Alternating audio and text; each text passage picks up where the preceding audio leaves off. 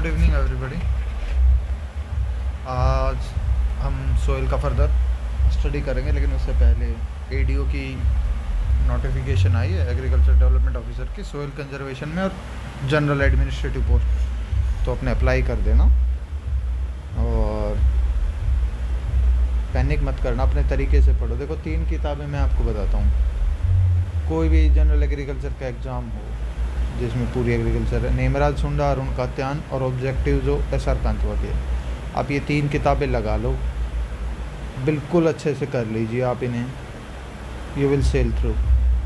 ये लगता है कि ये किताबें याद हो गई हैं, ठीक है, याद होती नहीं। नेमराज सुंडा का तो पैटर्न ही ऐसा है कि आपने ना बार बार उसे पढ़ना ही पड़ेगा, 4-5 बार तो मिनिमम पढ़ना पड़ेगा लिख लिख के। मैं जो आपको ये वीडियो बना रहा हूँ ये उतने डिटेल में नहीं है। आप अगर डिटेल में किसी टॉपिक को कहोगे कि ये टॉपिक को डिटेल में बना दो तो मैं बनाता हूँ भाई। कई इसमें है ना, एग्रीकल्चर में क्या है कि कई फैक्ट्स थोड़े से है ना मिस इंटरप्रेटेड भी हैं, किसी बुक में यहाँ है, किसी में कुछ हैं, और वो हम है ना सीधे फैक्ट्स के फॉर्म में रिमेंबर कर लेते हैं कि यार बस रट दिया। तो आप है ना उसे डबल वेरीफाई कर लेना अपने तरीके से। भाई आप कहाँ से करोगे, गूगल से करोगे या किसी और किताब से। कई बार तो है ना आंसर शीट जो देते हैं वो भी गलत देते हैं, लेकिन वो एक आधा केस होता है।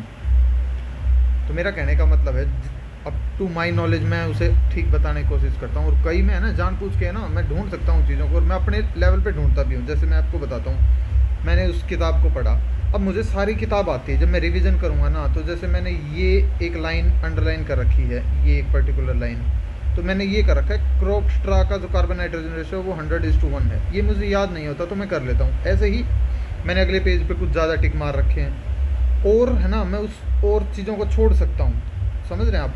और एक ये मैं निशान लगाता हूँ ऐसा सा, आप ऐसा लगा सकते हो, ठीक है, या आप ऐसा लगा सकते हो, या आपको कोई इश्यू है यानी कि यार डाउट है, ये मुझे सर्च करना है, ये फैक्ट गलत लग रहा है मुझे, तो आप सर्च करो, ठीक है। अब हम शुरू करते हैं सोइल के बारे में। हमने कहाँ तक पढ़ लिया था, सोइल ऑर्डर वगैरह पढ़े थे हमने, ठीक है, रेड सोइल और वो क्लासिफिकेशन पढ़ी थी, ठीक है। अब हम पढ़ते हैं सोइल, 2 टर्म है, सोइल फर्टिलिटी और प्रोडक्टिविटी। सोइल फर्टिलिटी का मतलब है जो हमारी सोइल है वो फर्टाइल है, उसके अंदर न्यूट्रिएंट्स हैं, inherent capacity of the soil to provide nutrients. अब वो प्रोवाइड कर पा रही है या नहीं कर पा रही है, it is defined by soil productivity, यानी कि कैसी मिट्टी है उसमें बहुत अच्छी यील्ड आ रही है अपनी, तो फर्टाइल तो है ही, साथ में और कंडीशंस ऐसी हैं कि वो अच्छी यील्ड दे पा रही है, ठीक है। कई बार ऐसा होता है बहुत फर्टाइल सोइल है, जैसे अपनी डेजर्ट की कई अच्छी सोइल है लेकिन पानी नहीं है, तो प्रोडक्टिव सोइल नहीं है, फर्टाइल तो है, ठीक है। ह्यूमस क्या होता है, ह्यूमस एक कॉम्प्लेक्स काले रंग का ऐसा सब्सटेंस होता है जो ऑर्गेनिक मैटर से मिलके बना होता है। सोइल माइक्रोब्स उसको तोड़ते हैं, जैसे पत्ती गिर गई या कुछ बार्क वगैरह या ऐसा कोई भी मटेरियल, जानवर मर गया, वो डिकम्पोज हो के ऐसा सब्सटेंस बनता है, लिग्नोप्रोटीन कॉम्प्लेक्स बोलते हैं उसे। 40 to 45% लिग्निन, 30-35% प्रोटीन, लिग्नोप्रोटीन, लिग्निन ज़्यादा है प्रोटीन कम है, ठीक है। अब कार्बन नाइट्रोजन रेशियो की बात करते हैं। जो ह्यूमस है इसके अंदर कार्बन नाइट्रोजन रेशियो 10:1, अपनी जो नॉर्मल मिट्टी उसमें थोड़ा सा ज़्यादा होता है कार्बन, 12:1, यानी कि 12 कार्बन है, 1% नाइट्रोजन है। लेग्यूम्स जो अपन दालें खाते हैं उसमें 20 से 30:1, 20:1 से लेके 30:1।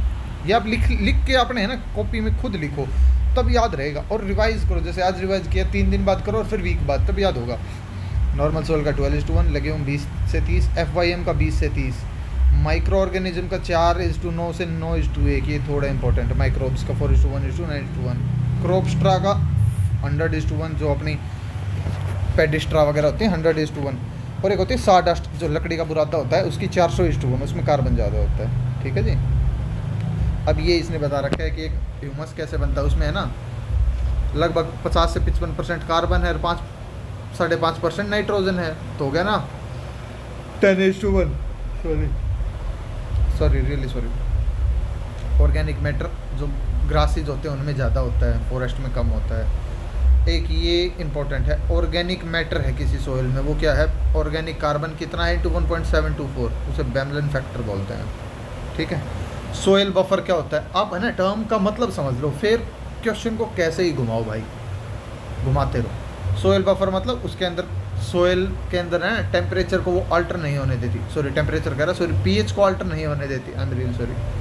अब एक कैटायन एडजॉर्प्शन रेशियो, ऐसे ही एनायन एडजॉर्प्शन रेशियो होती है भाई। अब बहुत सारे कैटायन हैं, तो उसमें से कौन सा कैटायन सबसे ज़्यादा जाके चिपकेगा, पहले एल्यूमिनियम, कैल्शियम, मैग्नीशियम, पोटेशियम, जिसकी वैलेंसी ये चार ज़्यादा है, aluminium, calcium, magnesium, potassium. Potassium आराम से लीच हो जाएगा, ठीक है, इसीलिए इसकी कमी होती है। एनायन में अगर बात करें तो H2PO4, hydroxide, sulphate, nitrate, sulphate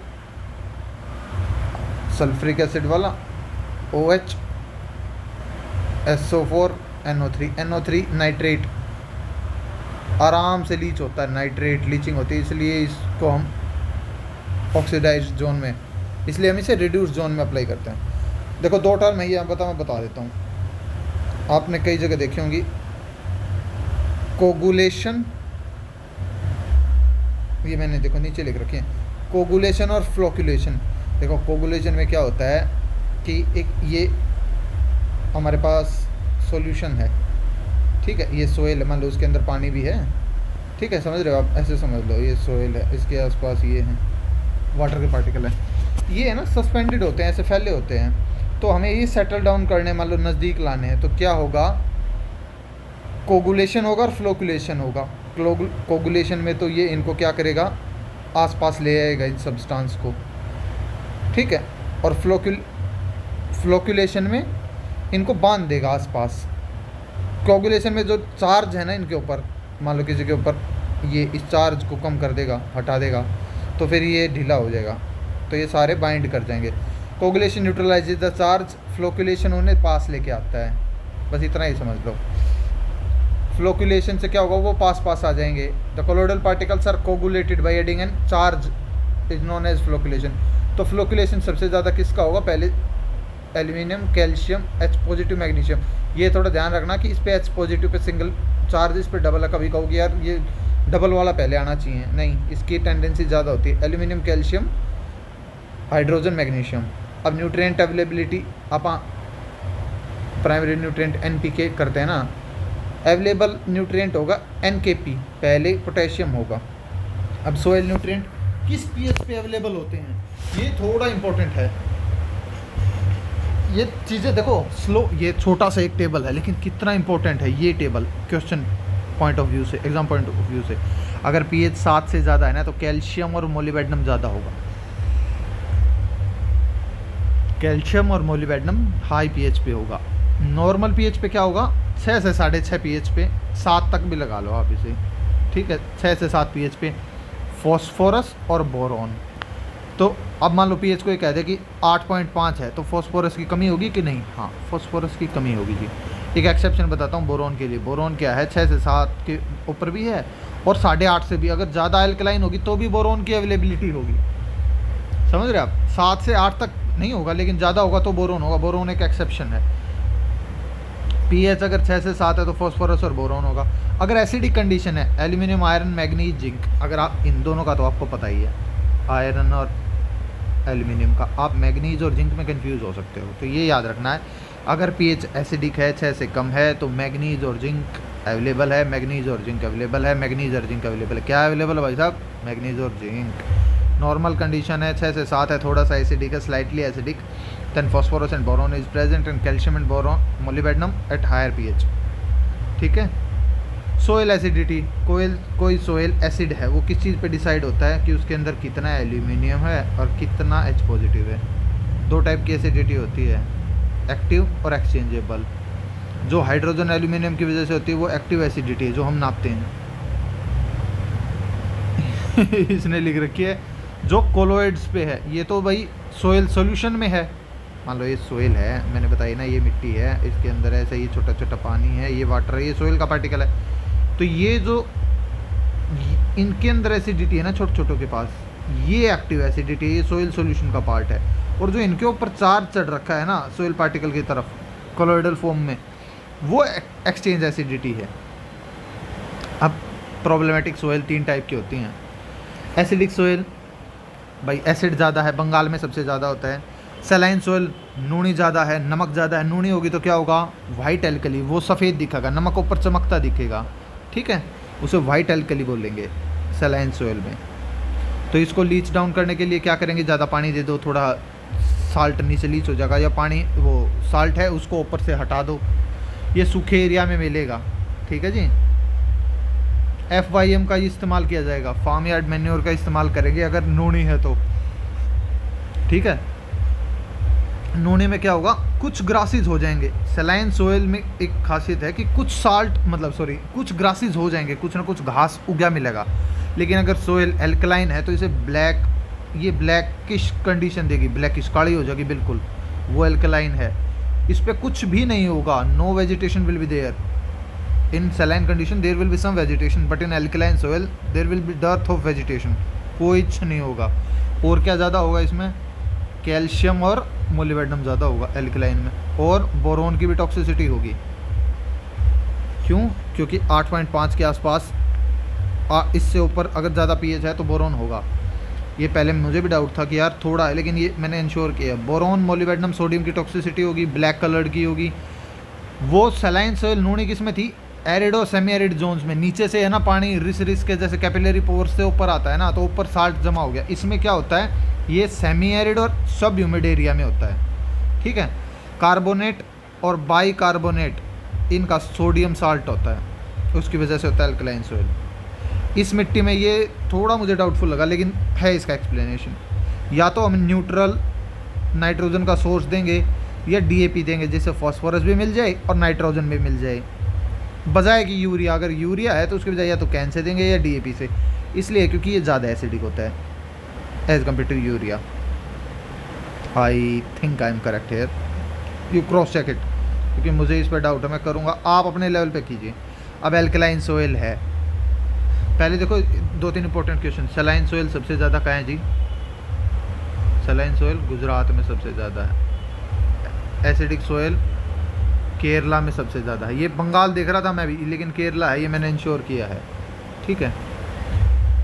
और एल्कलाइन सोइल कहाँ है, यूपी में सबसे ज़्यादा है जी। आपने हरियाणा में भी काफ़ी है, अगर हरियाणा स्पेसिफिक क्वेश्चन पूछा जा सकता है तो ये पूछा जा सकता है, कितने मिलियन हेक्टेयर या कितने स्क्वायर किलोमीटर के ऊपर भाई एल्कलाइन सोइल है, ठीक है जी।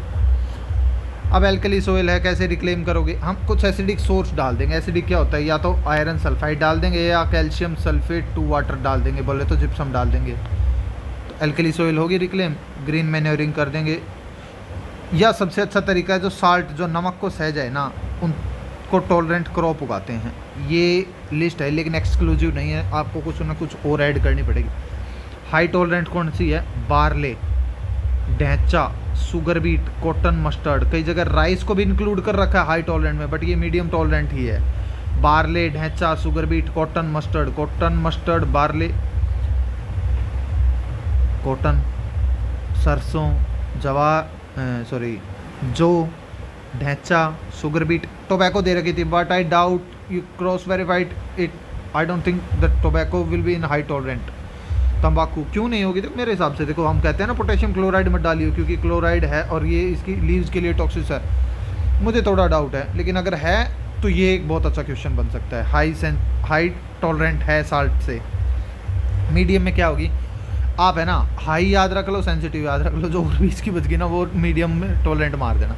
सेंसिटिव कौन सी होंगी, जितनी अपनी पल्सेज हैं भाई, दालों की बस की नहीं है, तो सनैप भी उसी में से आता है, पी, ग्राउंडनट, मूंग, उड़द, ठीक है जी। अब घास की बात है, जो देखो ये क्लस्टर बीन हो गया, ये फोडर क्रॉप्स में है, लेकिन ये पल्सेज का एक पार्ट है। वेजिटेबल में क्या हो गया, सैम एक फली होती है, इंग्लिश वेराइटी ऑफ रेफेनस की हुआ है, टर्निप, ठीक है, उसकी कुछ वेराइटी। एप्पल हो गया, नींबू हो गया, स्ट्रॉबेरी होगी, आलमंड हो गया, ये इसके हो गए। अब फ्रूट क्रॉप्स में आप याद रख सकते हो, डेट पाम, फालसा, आंवला, डेट पाम, फालसा, आंवला, डेट पाम, फालसा, आंवला, डेट पाम हो गया, फालसा, आंवला। वेजिटेबल में spinach, Raphanus, sugar beet, Brassica रापा। रेफेनस होगी मूली, ब्रेसिका रापा होगी टर्निप। रेडिश, रेफेनस जो मैंने बोले ना, रेफेनस, मूली, रेडिश, ठीक है, सॉरी। मूली होगी, शलगम होगी, शुगर बीट होगी, स्पिनच होगी, स्पिनाच, ये होगी वेजिटेबल जो कि हाईली साल्ट टॉलरेंट है। फॉडर क्रॉप्स में रोड्स ग्रास, कुश ग्रास। देखो आप 2 बार पढ़ोगे ना, इससे आप रिवाइज करो, ठीक है, तभी याद होंगी चीज़ें। सलाइन सोयल में हम जिप्सम नहीं डालते। जिप्सम इसलिए नहीं डालते क्योंकि यार सलाइन सोयल में ना जो सल्फेट होता है वो चीज़ों को और सलाइन कर देता है, इसलिए नहीं डालते। सोयल अमेंडमेंट वो बोलते हैं जो सोयल की फिजिकल कंडीशन और केमिकल प्रॉपर्टी को ठीक करते हैं। अब सोयल है saline soil, alkaline soil, saline alkali. Saline alkali भाई मैंने 2 जगह से रेफ़र कर लिया। रेड्डी एंड रेड्डी में भी कंफ्यूज करता है, कई जगह कहता है तीनों चीज़ें हाई होंगी और एक जगह कहता है कि ये पीएच डाउन होगा, ये दोनों हाई होंगी। आप अपने तरीके से करना, और ये इंपॉर्टेंट है जी, मैं बता देता हूँ, ठीक है। कई कहेंगे कि आप इसे डबल वेरीफाई करो, मुझे नहीं मिला ना, वरना मैं कर नहीं देता। सलाइन सोयल, अल्कलाइन सोयल का तो पता है। सलाइन सोयल वो जिसमें एक्सचेंजेबल कंसनट्रेट जो साल्ट है वो ज़्यादा है, 4 से ज़्यादा। आप एक चीज़ पे ही फोकस करो। और देखो अब ये 4 से ज़्यादा है, ये दोनों कम हैं, पीएच और ईएसपी। इसमें क्या है, ये 4 नमक ज़्यादा था, एल्कलाइन में क्या है थोड़ा सा सॉल्ट कम है, ये दोनों उल्टे हैं। बस ये पीएच इसी याद रखना है। सलाइन सोयल में ज़्यादा 4 से, एल्कलाइन में कम है, बस उससे उल्टा कर दो। अब फिजिकल क्लासिफिकेशन ऑफ सोयल, ये मान लो सोयल का पार्टिकल है, ठीक है, थोड़ा बड़ा कर दिया हमने। इसके आसपास जो पानी है ना, जो बड़ी टाइट टेंशन से चिपका हुआ है, वो है हाइग्रोस्कोपिक वाटर, ठीक है जी। दूर होता जाता है तो थोड़ा यूँ होता जाता है पानी। अब दूसरा सोयल का पार्टिकल इत्थे है जी। अब उसने भी अपने चारों तरफ भाई पानी का वो बना रखा है। अब ये जो वाटर है ना बिल्कुल क्लोजली, इसको ले नहीं सकता पौधा। ये हाइग्रोस्कोपिक कोफिशिएंट पे है, -31 एटमॉस्फेरिक की टेंशन पे, ले ही नहीं सकता पौधा। पौधा जो बीच में ये अवेलेबल है ना जी, इस वाटर को लेता है। ये वाटर कौन सा है, जो इनकी ये कैपिलरी जो पोर्शन हो गया ना, ये कैपिलरी वाटर है जी, ये वाटर है जी कैपिलरी वाटर, ठीक है। ये कहाँ से कहाँ तक है, 31, देखो मैंने बताया ना 31 जो बिल्कुल यहाँ है, 31 से लेके 0.3 से 31 एटमॉस्फेरिक प्रेशर तक, ठीक है जी। 0.3 से 31 एटमॉस्फेरिक प्रेशर तक है ये कैपिलरी वाटर, ओके। और कुछ ऐसा है जो इनके बीच में बिल्कुल फ्रीली है, वो तो लीज डाउन कर जाएगा, नीचे चला जाएगा, वो ग्रेविटेशनल वाटर है जो लेस देन 0.3 एटमॉस्फेरिक टेंशन से भी कम है। तो उल्टा शुरू करते हैं, जो 0 से लेके 0.3 एटमॉस्फेरिक प्रेशर तक है वो ग्रेविटेशनल, उससे आगे 0.3 से लेके 31 तक है वो कैपिलरी वाटर। इस कैपिलरी वाटर का कुछ पोर्शन अवेलेबल होता है 0.3 से 15 तक, ये अवेलेबल वाटर होता है। Available water is the portion of the capillary water which the plants take for its nutrition. फिर 31 हो गया हाइग्रोस्कोपिक कोफिशिएंट, ठीक है, देख लेना। ग्रेविटेशनल क्या होता है, ये अनडिजायरेबल है और नीचे चला जाएगा। ये बायोलॉजिकली इनएक्टिव है, पौधा ले ही नहीं सकता हाइग्रोस्कोपिक पानी को। अब सोयल इरोजन है, 2-3 एजेंट से होती है, या तो विंड से होगी या वाटर से होगी, मोस्टली इन्हीं से होती है। अगर वाटर से हो रही है तो उसका एक पोर्शन वो है जी, पहले होगी स्प्लैश, जो बिल्कुल तेज बूंद की धार लगती है ना, बूंद की, जैसे ये सोयल सरफेस है, ठीक है, जैसे ही ये ड्रॉप इस पे आके गिरेगी, ये इस पार्टिकल को थोड़ा सा अपलिफ्ट करेगी, यहाँ गिरी तो यहाँ थोड़ा सा इधर उधर मारेगी, ठीक है, इसको स्प्लैश बोलते हैं। बहुत तेज़ बारिश आती है तब। देन ये इरोड होके ये सारी की सारी लेयर बहती है, शीट इरोजन बोलते हैं। ये मोस्ट डिस्ट्रक्टिव है क्योंकि फार्मर इसे देख नहीं पाता, शीट की शीट बह जाती है। फिर छोटी छोटी ऐसी है ना रिल्स सी बनेंगी, फिर बड़ी बड़ी गली बनेंगी, ये पोर्शन बढ़ना शुरू होगा, ठीक है। स्प्लैश, शीट, रिल, गली। एक गली की भी क्लासिफिकेशन मैंने सोयल में कराई थी, अगर आप वीडियो देखते हो तो आपको पता होगा। फिर विंड इरोजन 3 टाइप का मैंने तब भी बताया था, साल्टेशन, सरफेस क्रीप और सस्पेंशन। साल्टेशन में क्या होता है, जो बड़े पार्टिकल है ना, ठीक है, वो जाते हैं। सरफेस क्रीप में क्या होता है, जैसे ये मान लो, ऐसे मान लेते हैं ये पार्टिकल है, ये रेंग रेंग के जा रहा है, यहाँ आ गया, रेंग रेंग के जा रहा है, यहाँ आ गया जी, रेंग रेंग के जा रहा है, ये सरफेस क्रीप हो गया। जो पार्टिकल का साइज सबसे बड़ा है, 0.5 mm से बड़ा है ना, सोयल का पार्टिकल इतना ही होता है ना जी, ये भी बड़ा ही हो गया, इससे बड़ा है तो वो क्रीप करके रेंग रेंग के जाएगा। साल्टेशन में क्या होगा, वो इत्थे से थोड़ा सा हवा से इत्थे आ गया, जंप करके थोड़ा सा आगे इत्थे आ गया, ये हो गया। सबसे ज़्यादा इसी तरीके से सोइल इरोजन होता है 50 to 75%, 0.51 से लेके 0.5 सरफेस क्रीप में बड़ा पार्टिकल। सस्पेंशन जो बिल्कुल ऊपरली हवा में चला गया, जो बिल्कुल 0.1 mm से कम है, 3-4% होता है। अब एक कई जगह सीक्वेंस दे रखी है, पहले साल्टेशन होगा, फिर सरफेस क्रीप, फिर सस्पेंशन। एक किताब में मैंने देखा ऐसे दे रखा है कि साल्टेशन होगा, ठीक है, फिर सस्पेंशन होगा, हवा में ऊपर चले जाएंगे और साथ साथ रेंगते रहेंगे। बट अगर मुझे आंसर लगाना होगा ना, अगर मुझे आंसर लगाना होगा तो मैं ये लगाऊंगा। ये हो गया विंड इरोजन, ठीक है जी। फिर वेव इरोजन, ये थोड़ी सी एक नई टर्म है। विंड और वाटर का अगर कंबाइंड इरोजन होता है उसे स्ट्राइव बैंकीज बोलते हैं। 12 टन 1 हेक्टेयर प्रति ईयर अगर हम सह सकते हैं, परमिसिबल है इतना हो जाए तो, लेकिन ये 16.4 टन होता है, इतना नहीं सह सकते। इंसान अपनी हर जगह ऐसी तैसी करा रहा है, नेचर को जीने नहीं देता, इरोजन ज़्यादा होता है, एक्सेसिव ग्रेजिंग और डिफोरेस्टेशन की वजह से, तो उसे एंथ्रोपोजेनिक इरोजन कहते हैं। और हम ही ह्यूमंस अपना इम्पैक्ट कम कर दें, अपनी ग्रीड कम कर दें, तो बहुत सी चीज़ें ठीक हो जाएँ। हम इसका पार्ट हैं, ये सोसाइटी, ये समाज, या ये अर्थ हमारे दोहन के लिए नहीं है, we are just part of it.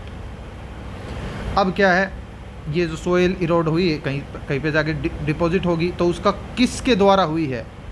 अगर ग्रेविटी ने ट्रांसपोर्ट की है तो उसे कोल्यूवियल बोलेंगे, ये इंपॉर्टेंट है। ये दिखते आसान है, पता है सोइल में क्या है, सोइल इसलिए इंपॉर्टेंट, मैं इसलिए टाइम ज़्यादा ले रहा हूँ, ईजी दिखती है, क्वेश्चन इससे आते हैं। Gravity, colluvial, water, alluvial, ice, glacial, wind, ये दो इंपॉर्टेंट है, इनमें कन्फ्यूजन होता है। विंड से होती है अगर सैंडी सोइल आगे डिपॉजिट हो रही है, एवलियन, और सिल्ट सोइल से हो रही है तो लॉइस। सिल्ट है तो लॉस मान लो, और इसमें आउलियन, सैंडी सोइल आउलियन, और सिल्ट सोइल है तो लॉस, ठीक है जी। अब दो टर्म है, मिनरलाइजेशन और इमोबिलाइजेशन। मिनरलाइजेशन का मतलब मिट्टी से, देखो ये अपनी ये सोइल है, इत्थे प्लांट है जी, ठीक है, सॉरी फॉर माई ड्राइंग ठीक है, ये है, ये ऐसे मान लो यार, कोई बात नहीं, दिल पे ना लो। इसके अंदर क्या है, इस सोइल में न्यूट्रिएंट्स हैं, एन है, पी है, के, सारे न्यूट्रिएंट अवेलेबल हैं। अगर वो पौधे को मिल पा रहे हैं इस रूट्स के द्वारा तो उसे मिनरलाइजेशन बोलेंगे। It is the conversion of an element from an immobilized state to an mobilized state. मान लो नाइट्रोजन तो नहीं, फॉस्फोरस है, ये सोइल का पार्टिकल है, इस पर फॉस्फोरस यहाँ चिपकी हुई है, जड़ आई इसके पास, रूट आई, और फॉस्फोरस अवेलेबल हो गया H2PO4 नेगेटिव की फॉर्म में, ले लिया तो मिनरलाइज हो गया। इमोबिलाइजेशन, जब वो जाके मिट्टी में वो हो गया, नहीं मिल पा रहा। अब अगर 20 से 30:1 है ना कार्बन नाइट्रोजन रेशियो, तो वो बीच की स्टेज है। अगर 30 से ज़्यादा हो गया तो इमोबिलाइज हो जाएगा, यानी कि कार्बन ज़्यादा हो गया, और 20 से कम है कार्बन तो मिनरलाइजेशन हो गया, पौधे को मिल गया। इसमें नहीं मिलेगा, इसमें मिल जाएगा। 20 से 30 के बीच में तो दोनों प्रोसीजर होंगे। अब नाइट्रोजन में क्या होता है, नीचे बताता हूँ मैं।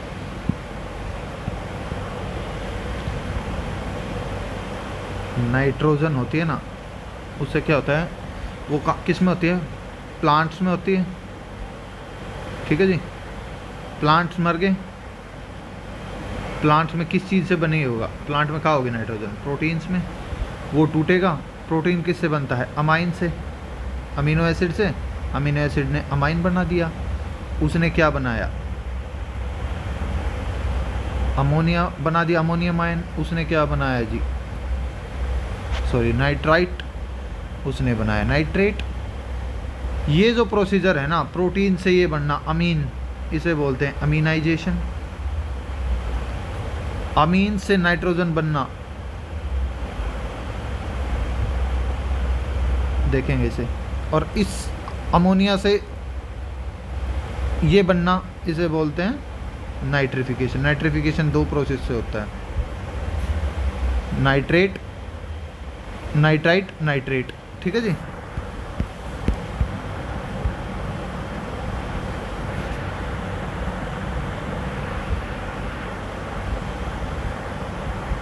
कहाँ थे जी हम, हाँ अमित थे। अच्छा वो मैं बता नहीं पाया था ना, अमीनाइजेशन हो गया। और अमीनाइजेशन से जो हमें अमीन मिले उनसे अमोनिया का बनना अमोनिफिकेशन कहलाता है। फिर मैंने बताया नाइट्रिफिकेशन। नाइट्रिफिकेशन इंपॉर्टेंट प्रोसीजर है। पहले नाइट्रोसोमोनास की प्रेजेंस में होता है नाइट्राइट बनता है, नाइट्राइट से नाइट्रेट बनता है नाइट्रोबैक्टर की प्रेजेंस में। 30 से 35 डिग्री सेल्सियस तापमान और 6.5 से 7.5 डिग्री सेल्सियस pH। ठीक है जी। कार्बन नाइट्रोजन फॉस्फोरस की रेशियो 100:10:1। कार्बन नाइट्रोजन फॉस्फोरस की रेशियो है 100:10:1। ठीक है जी। अब हम पढ़ेंगे मैन्योर और फर्टिलाइज़र। ये थोड़ी वेग टर्म है, क्यों? क्योंकि मैन्योर भी फर्टिलाइज़र है, फर्टिलाइज़र भी मैन्योर है। हाँ, आपको थोड़ा सा डिटेल में पढ़ोगे ना पता चल जाएगा। अब जनरली आज के कॉन्टेक्स्ट में अगर हम बात करें तो मैन्योर्स वो चीज़ हैं जो कि बल्कि हैं, यानी कि हमें ज़्यादा अमाउंट में प्रोवाइड करने पड़ेंगे तब वो उतने न्यूट्रिएंट प्रोवाइड करेंगे। ठीक है। मोस्टली ऑर्गेनिक हैं। ठीक है जी, यानी कि पौधों से या एनिमल से मिल के बनते हैं। फर्टिलाइज़र कंसनट्रेटेड हैं, ये ऑर्गेनिक भी हो सकते हैं और इनऑर्गेनिक भी। जैसे अपना है ना यूरिया है, ये फर्स्ट ऑर्गेनिक है तो है तो फर्टिलाइज़र लेकिन मैन्योर है अगर आज की डेफिनेशन सोचे तो। लेकिन ये कन्फ्यूज़न नहीं है, ये ओवरलैपिंग है।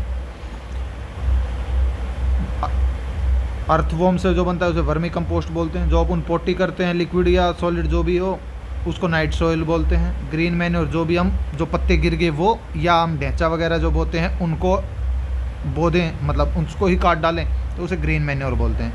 देखो ग्रीन मैन्योरिंग दो टाइप की। इन सिटू अगर हमने फसल खड़ी कर रखी है, अगर जो कौन कौन सी फसल, सनैम, ढेंचा, cluster bean, Sesbania rostrata. Sesbania rostrata stem nodulating है तो उसे green in situ manuring, on the spot green manuring. Ex situ हो गया, पत्ते गिर गए उनको इकट्ठा करके कर दिया। मैन्योर कई टाइप के हैं, उनको नाइट्रोजन, फॉस्फोरस और पोटेशियम कितना कितना देते हैं। FIM जो हम डालते हैं ये थोड़ा मैं बताता हूँ। 0.5, 0.2, 0.5, 0.5, 0.2, 0.5। टाउन कंपोस्ट जो हम सब्जी वगैरह या और कुछ वेस्ट हम टाउन में कम इकट्ठा करते हैं ना, उससे जो बनता है 1.5, आधा, 1.5। मैं ऐसे याद करता हूँ, आप इसे एग्जैक्ट मत करो ना, ऐसा क्वेश्चन कन्फ्यूजन नहीं आएगा। 1.5, आधा, 1.5 मीन्स 1.5 हिंदी में, आधा, 1.5 वर्मी कंपोस्ट, 3, 1, 1.5 टाउन कंपोस्ट, 1.5, आधा, 1.5 वर्मी कंपोस्ट, 3, 1, 1.5। भैया आप है ना याद जिस फॉर्म में कर पाओ, मैं बोलूँ 3, 3.0, 1.0, 1.5 कन्फ्यूज हो जाओ। 3, 1, 1.5, 3, 1, 1.5 नाइट सोइल जो हम पोटी कर देते हैं, गोबर कर देते हैं हम। 5.5, 4, 2, 5.5, 4, 2 नाइट्रोजन ज़्यादा है हमारे अंदर, 5.5, 4, 2। ग्राउंड नट केक में 7.3, 1.5 ये इसका नाइट्रोजन इंपॉर्टेंट है, 7.3। ठीक है। अब दोबारा से पढ़ते हैं। FIM का 0.5, 0.2, 0.5। टाउन कंपोस्ट 1.5, आधा, 1.5 वर्मी कंपोस्ट 3, 1, 1.5 नाइट सोइल 5.5, 4, 2। बस इतना ही कर लो। फर्टिलाइज़र है ना जनरली इनऑर्गेनिक होते हैं, एक्सेप्शन है, जनरली बोला इसने, सारे नहीं हैं। ये एक से ज़्यादा या एक न्यूट्रिएंट प्रोवाइड करते हैं। अब क्लासिफिकेशन दे रखी, थोड़ा हम पढ़ लेते हैं क्लासिफिकेशन। स्ट्रेट फर्टिलाइज़र जो सीधा एक न्यूट्रिएंट प्रोवाइड करते हैं, जैसे यूरिया 46%। कॉम्प्लेक्स जो 2 या 2 से ज़्यादा प्रोवाइड करे, 2 भी करेगा या 3 भी तो भी कॉम्प्लेक्स बोल देंगे। 3 प्रोवाइड करता है तो भी कॉम्प्लेक्स बोल देंगे। मत 3 हो गए तो कौन सा बोल देंगे उसे? कॉम्प्लेक्स भी बोल सकते हैं, कंप्लीट भी बोल सकते हैं। कंप्लीट होता है जिसमें सारे प्रोवाइड हों। मिक्स्ड होता है, मान लिया यूरिया है, एक पोटेशियम क्लोराइड है, मान लिया ये पोटेशियम प्रोवाइड करता है अपने को और ये नाइट्रोजन प्रोवाइड कर रहा है, तो हमने दोनों को मिला दिया। हालांकि मुझे ये नहीं पता कि फिजिबल है कि नहीं, ऐसा नहीं हम सबको मिला दें इकट्ठा। कई फिजिबल होते, कई बार नहीं होते, कई बार तो मिक्स्ड फर्टिलाइज़र जो फिजिकल मिक्सिंग से 2 या 2 से ज़्यादा फर्टिलाइज़र को अगर हम मिक्स कर देना, उनके प्रोडक्ट से बनता है वो मिक्स्ड फर्टिलाइज़र है। ये 2 भी हो सकते हैं, 2 से ज़्यादा भी हो सकते हैं। कंप्लीट जो तीनों प्रोवाइड करें। अब लो एनालिसिस फर्टिलाइज़र वो होते हैं जिसमें है ना प्राइमरी न्यूट्रिएंट, प्राइमरी कौन से हैं जी? NPK, उनकी मात्रा 25% से कम है। जैसे SSP है, उसमें क्या होता है जी? 16% P2O5 है, ठीक है, 12% सल्फ़र है, 19% कैल्शियम है। शायद मैं इनमें सही हूँ, ये उल्टे नहीं हो गए कभी, ये 19 ना सही है, 12% सल्फ़र, 19% कैल्शियम। लेकिन प्राइमरी न्यूट्रिएंट तो यही है NPK। फॉस्फोरस तो लो एनालिसिस हो गया, वरना तो 16 और 19 यही मिला देते तो 25 से ज़्यादा हो जाता। हाई ग्रेड जिसमें 25% प्राइमरी न्यूट्रिएंट जैसे यूरिया। अब फर्टिलाइज़र ग्रेड और फर्टिलाइज़र रेशियो। फर्टिलाइज़र ग्रेड है कम तक कम इतना न्यूट्रिएंट, तो इस अगर हमने कोई कट्टा गेरा मान लो कोई न्यूट्रिएंट प्रोवाइड करा तो हम कहेंगे कि इतना नाइट्रोजन देगा भाई, इतना फॉस्फोरस और इतना के, इतना तुझे मिल जाएगा इस जो न्यूट्रिएंट प्रोवाइड किया। तो एनपीके की जो guaranteed analysis of plant nutrients है ना, वो तो फर्टिलाइजर ग्रेड। और हम कहें मान लो उसमें 40 kg नाइट्रोजन डाल दिए, इसमें 20 kg और डाल दिए 10 kg, तो हम कहेंगे 4:2:1 की रेशियो में डाल दे, तो ये fertiliser ratio relative percentage of N/K25 and K2O। अब हाइग्रोस्कोपिक कौन सा है, उसका नेचर बता रखा है। अमोनियम नाइट्रेट मोस्ट वो है हाइग्रोस्कोपिक है, फट भी जाता है बॉम्ब की तरह। एसिडिक कौन सा है सबसे ज़्यादा, ये एक रेशियो दे रखी है, इक्विवेलेंट एसिडिटी और इक्विवेलेंट बेसिसिटी, उसके बारे में बता रखा है भाई। एनहाइड्रस अमोनिया सबसे ज़्यादा वो है। उससे पहले ना आप ये याद करो, इक्विवेलेंट एसिडिटी और इक्विवेलेंट बेसिसिटी। इक्विवेलेंट एसिडिटी क्या होती है, अगर मान लो बहुत ज़्यादा हाइड्रोजन और एल्यूमिनियम दे रहा है, यानी कि सोइल को बहुत एसिडिक कर रहा है, और इनको न्यूट्रलाइज करने के लिए हम कैल्शियम डालते हैं, तो कितना H पॉजिटिव या एल्यूमिनियम, यानी कि कितनी एसिडिटी ज़्यादा है कि भाई कैल्शियम कार्बोनेट को उतना हम डालेंगे। मान लो 100 kg जैसे ये है एनहाइड्रस अमोनिया, तो हमें 148 वो कैसे समझाऊँ मैं आपको, हाँ यूँ समझ लो कि हमें इसको नॉर्मल करने के लिए ज़्यादा एनहाइड्रस कैल्शियम कार्बोनेट डालना पड़ेगा, तब जाके एनहाइड्रस अमोनिया का इफेक्ट कम होगा। जो एसिडिक दे रही है ना, ये बेसिक करेगी, ये एसिडिक करेगी, ज़्यादा डालना पड़ेगा कैल्शियम कार्बोनेट। तो एनहाइड्रस अमोनिया सबसे ज़्यादा 148, ये रटने हैं इक्विवेलेंट एसिडिटी काम आती हैं। एनहाइड्रस अमोनिया का 148, क्लोराइड का 128, सल्फेट का 110, यूरिया का 84, डीएपी का 77। यूरिया का ज़्यादा है, मैंने पीछे गलत बताया था आपको, यूरिया ज़्यादा एसिडिक है जी डीएपी की बजाय, ये 77 है।